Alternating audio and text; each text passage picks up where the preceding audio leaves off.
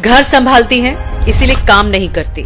अगर आपने भी कभी ये बात सुनी है तो आज भारत के सुप्रीम कोर्ट ने इस सोच को गलत साबित कर दिया। सुप्रीम कोर्ट ने कहा है कि महिलाएं सिर्फ हाउसवाइफ नहीं होती, वो होम मेकर होती हैं और असल मायनों में नेशन बिल्डर यानी राष्ट्र निर्माता भी होती हैं। इतना ही नहीं, कोर्ट ने पहली बार साफ कहा कि अगर किसी सड़क दुर्घटना में किसी गृहिणी की मौत हो जाती है या वो घर का काम करने में असमर्थ हो जाती हैं, तो उसके घरेलू कामों की कीमत भी मुआवजे में जोड़ी जाएगी और उस काम की न्यूनतम कीमत होगी 30,000 रुपए प्रति महीना।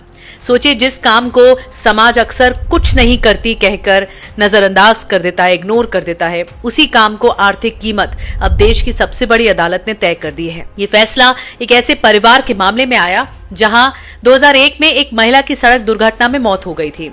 महिला के 3 बच्चे थे। पहले ट्राइब्यूनल ने उसे सामान्य मजदूर मानते हुए सिर्फ 2 लाख रुपए का मुआवजा दिया।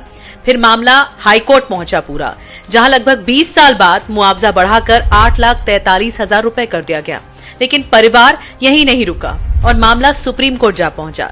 सुप्रीम कोर्ट ने महिला के घरेलू योगदान, बच्चों की देखभाल, परिवार के लिए उसके श्रम और समर्पण को ध्यान में रखते हुए मुआवजा बढ़ाकर 62,77,900 रुपए कर दिया।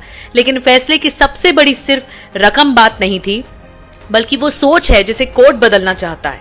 कोर्ट ने कहा कि किसी गृहिणी को परिवार पर निर्भर बताना गलत है। असल में पूरा परिवार उसके श्रम पर निर्भर है। वो खाना बनाती हैं, घर संभालती हैं, बच्चों को पालती हैं, बुजुर्गों की देखभाल करती हैं और इसी वजह से परिवार के जो बाकी सदस्य हैं वो नौकरी या फिर अपना बिजनेस कर पाते हैं, ध्यान दे पाते हैं।